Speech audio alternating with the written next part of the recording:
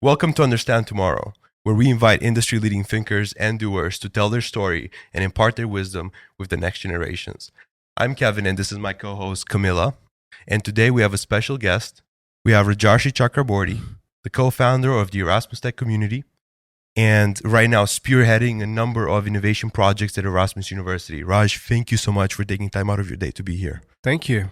It's a pleasure. And before we get started, I would like to ask you a question. So what does curiosity mean to you? And right now, what's something you're curious about? Interesting. So curiosity, if you heard me speak before, is one of the major things that I talk about, right? So what is curiosity to me? It is basically always willing to take a step further and learn, right? So it's always being inquisitive and asking questions. And those questions could be anything from what and why and how, but most importantly, it's the why. So that's my curiosity. Like, basically, it goes all the way to critical thinking, right? So why is something the way it is? Is this because do we accept it the way it is, or should we question it? Basically, that's all. That's what it's all about. And now, what am I curious about now? And this is something which I've been, well, that goes into kind of what I do and why I do it. Is I'm curious about how primarily technology is shaping life and work, and how the society and primarily the younger generation, which is, as you mentioned, like spearheading, that the change, but the change is sort of kept with very few people if you look in global terms. So what I'm curious about is how to get the rest of the world, the rest of the young people onto this change and be on the right side of the change, right, rather than the wrong side of it.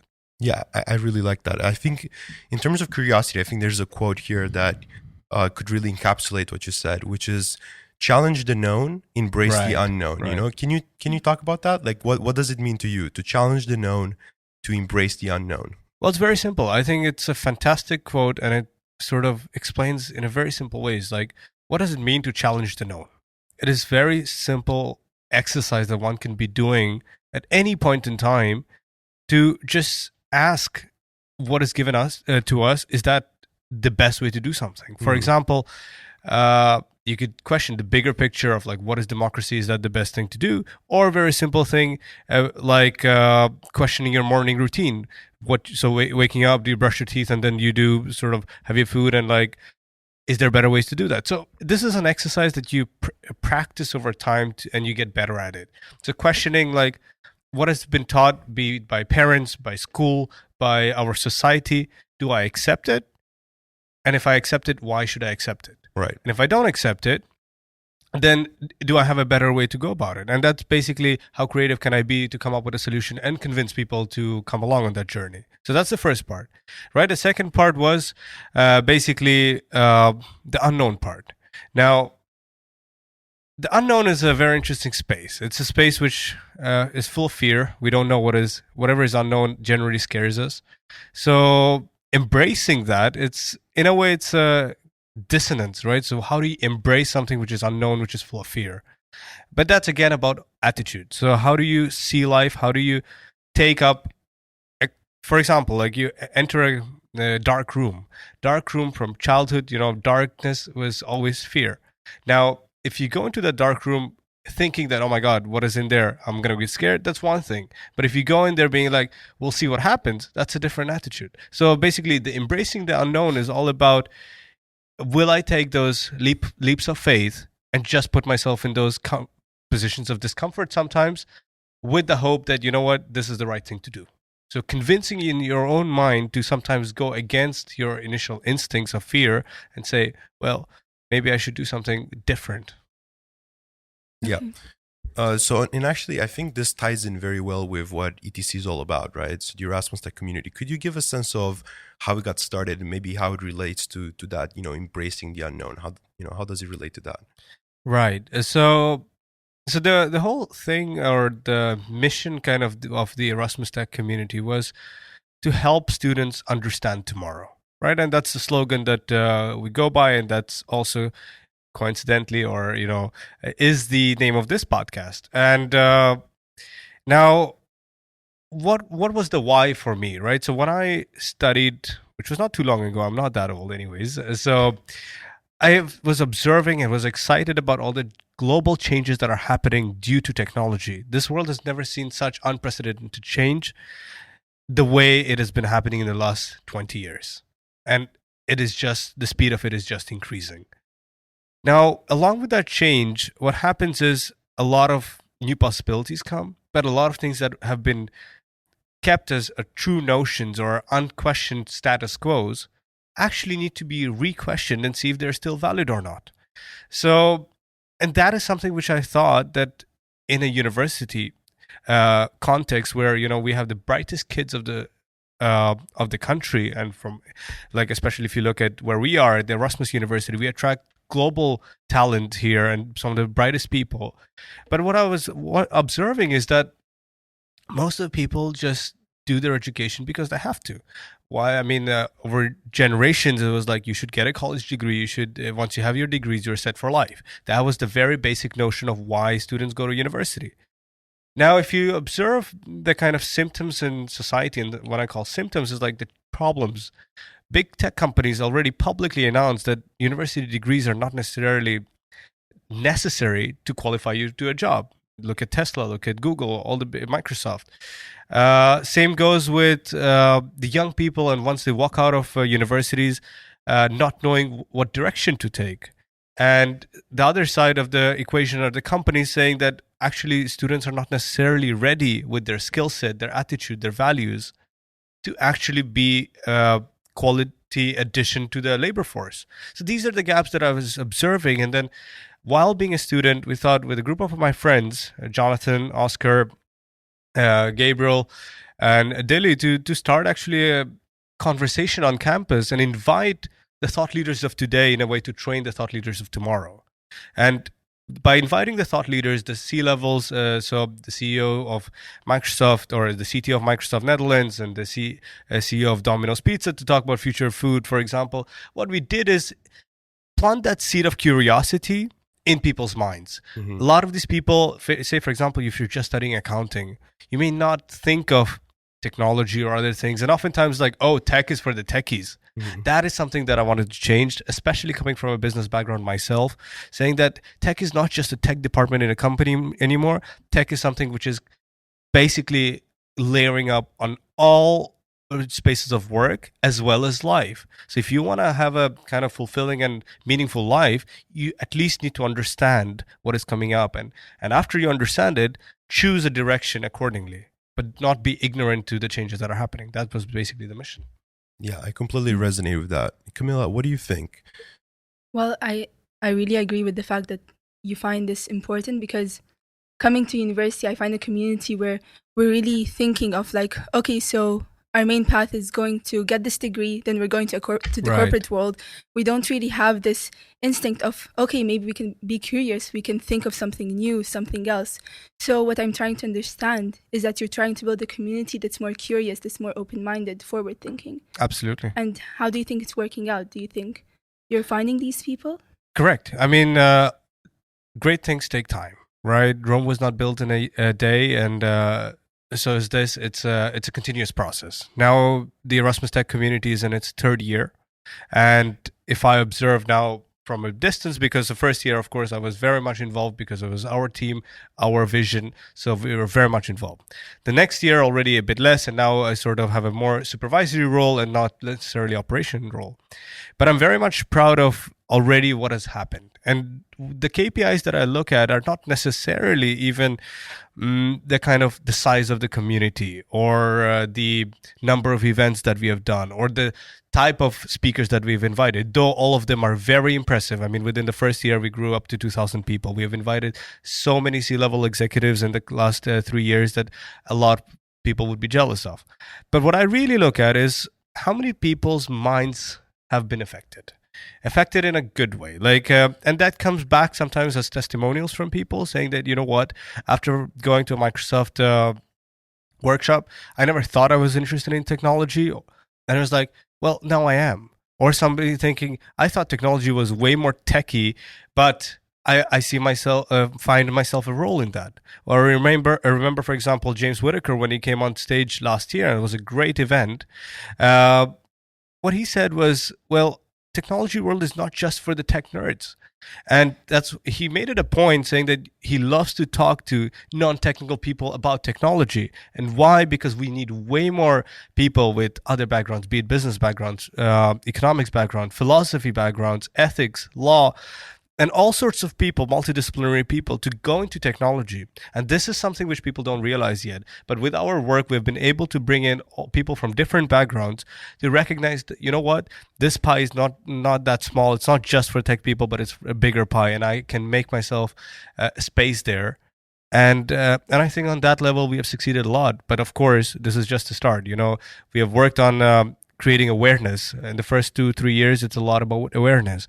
And after that, over time, you build brand loyalty and you start providing more different formats of engagement. And one of them is a podcast, so now we have focused a lot on events. Now, if we start with podcasts and go into trainings and things like that, that creates a more sustained change over time. Yes, I agree with that. And I think that's the main reason why Kevin and I joined ETC. Is because we realize that today and tomorrow is just filled with innovation, creativity, and all these different technologies that we have to kind of understand and implement in our lives. Because I think people here in university, they kind of differentiate that there is a gap between business and technology. They don't understand it's going to be one. That we're going to use all these technologies in businesses. And so, Kevin, what's the reason? Yeah, I think I'd like to address some sort of misconception of, I feel like people say, okay, tech is for the techies, for the nerds, and I really like James because he's like, the nerds are the ones who screwed us, they keep developing this technology without thinking about the actual use, how you're gonna, use that responsibly in day-to-day life and also in business.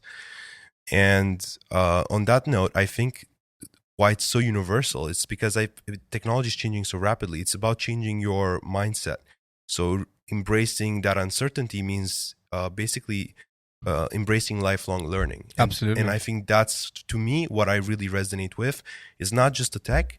It's more just understand what's happening. Right. And just stay adaptable, stay malleable. So just, and we are used to the concept of, university starts, university ends. And that's where it ends, and people, because that's how it has been, but that's not applicable anymore. Now the world is changing faster and faster, and we have to, keep the pace. So that's, one thing that I always try to vouch for. It's not just about tech. Just try to understand what's happening, and always try to learn and stay curious. Absolutely. I mean, you mentioned lifelong learning, and often when we talk about learning, we really think of classroom learning. Exactly. That context that I need to be somewhere to learn. Learning can be from basically a janitor on the street to a CEO that you speak to anybody, younger or older. Learning is not confined to a classroom. Right. That is one thing that we, again, need to change in people's minds, because every time we say, lifelong learning is like, oh, does that mean I have to go back to school again? Or do I have to do something else again? That whole concept is changing. If you look at how life was organized in the last 150 years, is the first 20 years more or less are formative years, right? So everybody goes to school. And as you go to school, so you're taught the certain merits of life, skills that will be helpful. For the next 40 minutes, you basically apply that. Mm-hmm. So that is basically the job. And then the last 20 years, sort of, okay, you retire and you have it. Now, that concept is changing as well. The concept where I don't remember the statistics, but major chunk of what you learn now will be irrelevant within 3 to 5 years of your starting your work. So what matters more is not the knowledge that you receive, but actual some skills of how to deal with the new knowledge that you should be acquiring. And thanks to technology, thanks to mobile phones, Google, for example, well, we have access to world's information right at our palms. So, and that's where education is changing. On a daily basis, we're consuming so much more knowledge and information than we used to, or our previous generations used to. So that's where, again, the concept of, lifelong learning or lifelong education is changing completely. And it's about the attitude primarily that I should stay curious, coming back to curiosity, throughout my life, and not sort of say that now that I've graduated, now that I have a piece of paper that qualifies me with a bachelor or a master's degree, that's enough. The moment that you think that's enough, that's the moment that we get complacent. That's when we start falling. So that's basically the simple thing. Yeah, 100%. And now, to students that want something concrete, what are, some of the maybe soft and hard skills that they should be looking to acquire in the next coming years to stay relevant?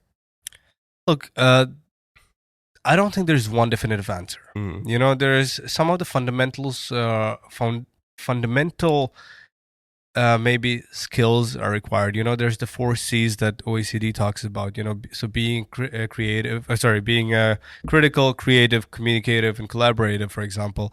And these are the fundamentals. And how do you work around that? So if you, how do you train curiosity? How do you train critical thinking? These are the things that can be in a way put into curriculum. Will I tell, should you learn coding or should you do this or that? Really depends on 2 things. Depends on the person themselves, person's ability to comprehend different things. I think everybody should, to an extent, try different things and see if that's the best fit for them. I know there's a lot of effort. It's like, hey, every kid should go learn coding as we all learned mathematics before. I'm half on that. You know, should you give it a shot? Absolutely. Should all become programmers? Not necessarily, because I see the same trend with programming as we had, for example, with websites. Let's just take the website building as a proxy. About 15 to 20 years ago, building a website was a major investment for a company. Everybody was rushing on it. Big, let's say, website development companies grew up out of it. And it was a big cost, and a lot of people got sort of jobs out of it. Now, building a website, for example, one can do in a day, can do in 2 days. So what has happened is the process has been simplified. Same thing is happening with coding. From hardcore coding, what we have seen is more and more levels of abstraction. You know, we are used to deal with zeros and ones, and then we basically went into more and more levels of abstraction to now moving further into more or less low code and ultimately at one point no code. And yes, there will be people who still need to know coding, and that trains your mind in some way. But does everybody need to learn coding? So not necessarily. So I don't have a definitive answer to you, sort of what are the exact skills.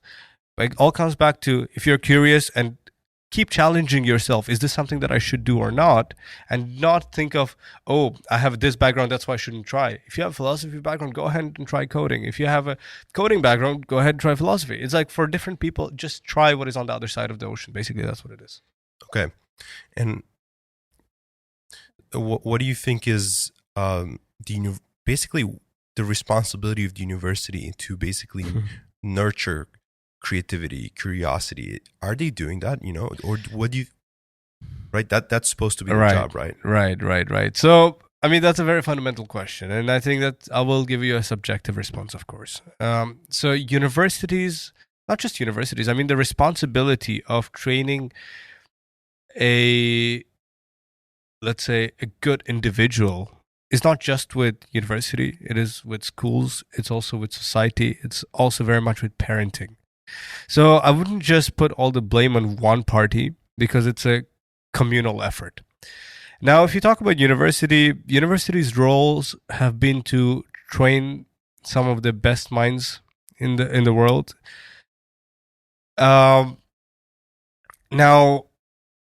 at the heart of research, at the heart of what does it mean to be a researcher, curiosity is definitely a huge part of it. And being critical thinker is the foundation of research, because unless you have a notion that is different from existent, what is the point of that research? So somewhere at the very foundation, these values are within the educational institutions. But then when it comes to teaching, somehow that it got lost in translation. And I can also explain why, because a lot of, at least if we look at our systems of education here, we have researchers who teach, which is great from a perspective that they're domain experts, but they're not necessarily often the best teachers.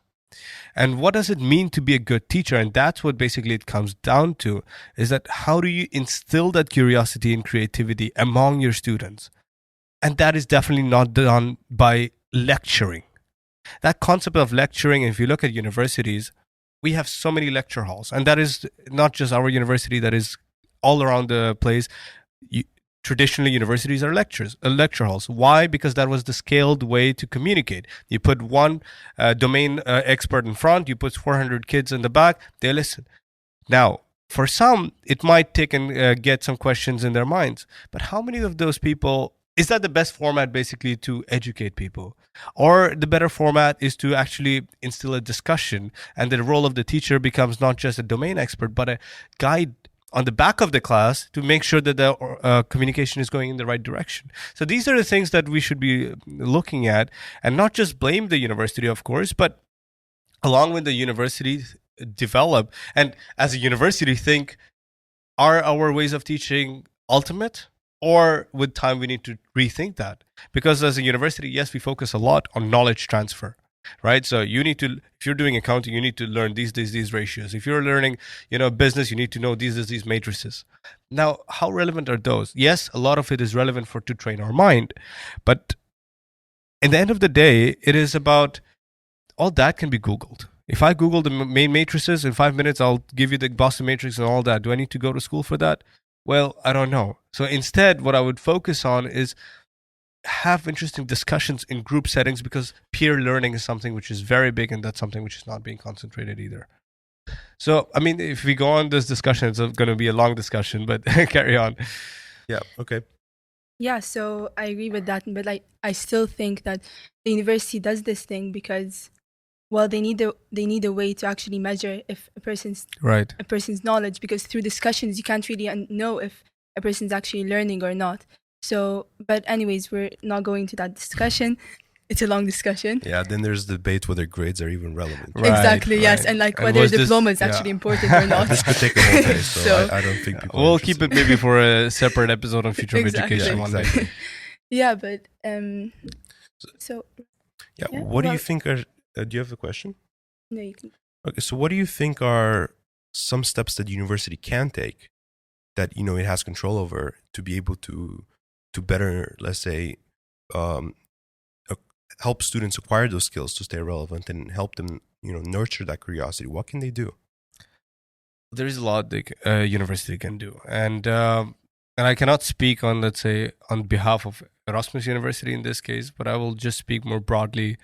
What can universities do? And starting from going back to foundations of what a university stood for, and really rethinking, if we put as KPIs, and that's a funny thing, so if we talk about education, within education, there's like 4 compartments. There's knowledge, there's values, it's knowledge, skills, values, and attitude. These are the 4 things that define education. Now, but if you look at our educational system, most of the focus is on just knowledge transfer. And why has that been the case historically? Because that's the easiest one to measure. Followed by skills. Skills are also not too hard, but the part of values and attitudes are very difficult to measure, which is also, in a way, a reason why that has not been given enough emphasis. So now we should basically go back and rethink, okay, should we recalibrate our equation? Especially when we have access to the world's information at our palms. So do we need to focus so much on knowledge transfer, or should we refocus on other things and put our effort to creating those things? And what would I look at different KPIs? How engaged are our students with the faculty? How engaged are students with different problems that are happening around us? Like, are our students doing volunteering work? Are they going and trying to engage themselves and learn new things? These are different things which we don't measure. Like, do we ever, when you get a diploma, measure how many of service hours you have done, for example? Or how many things have you read beyond what you were actually given to read? Or how many new people have you met? Or how many new experiences? There's so many other KPIs that not necessarily fall into what we are great for and what we incentivize. So as a university, I would rethink fundamentally, what do we incentivize? And from there, you rethink what are the formats of interaction. So if we incentivize outside the classroom learning and things like that, then do we need to focus so much on the classroom development? Or should we, as a university, actually support students on all this holistic development? And that is through creating more creative spaces, maker spaces, to get kids to work with their hands, or excite them and take them to different places and show things that previously were not shown to them.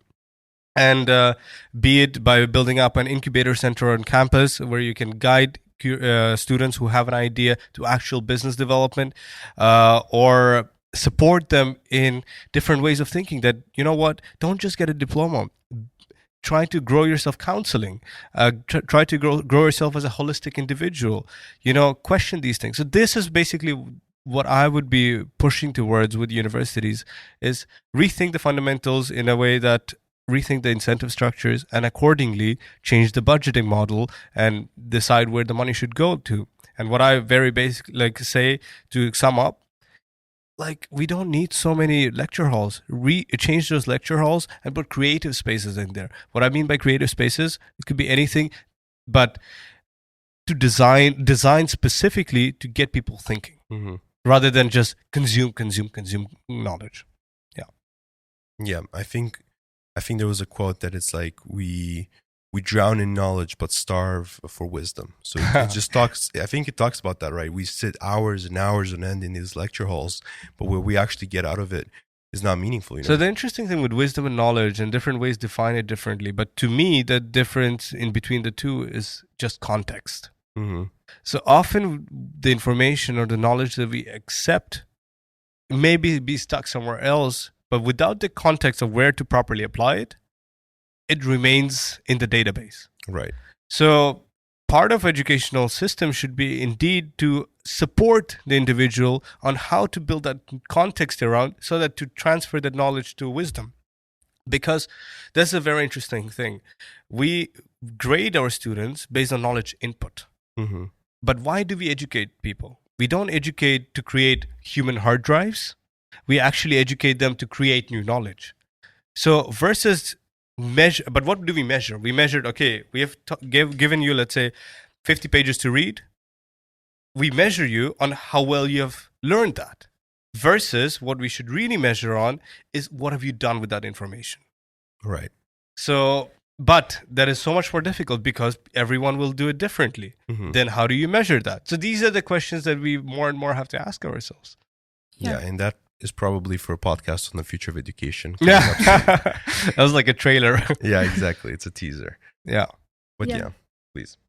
Oh no, I just want to add on that. I think that what we're trying to do is we're trying to build a foundation on what we can actually build on. So it just depends on the person, on how curious they are and how they question this, what they actually learn from this, how they're going to enable this knowledge into something else, something new. Correct. And for this we can just do it in another episode. Thank you for all your amazing insight. It was very interesting. And one last word would be, what advice would you give to all these people listening to this podcast? Ooh. Well, I think though it will come back to what I've already said, and what it basically, I think that quote of challenge the known and embrace the unknown very well summarizes the whole episode. And do that more and just practice that over time. Start with small things, go up to the bigger things, and that will actually lead to a very interesting and fulfilling life. Yes, that's awesome. Thank you so much, Raj. Thank you. Cheers. All right. Good luck.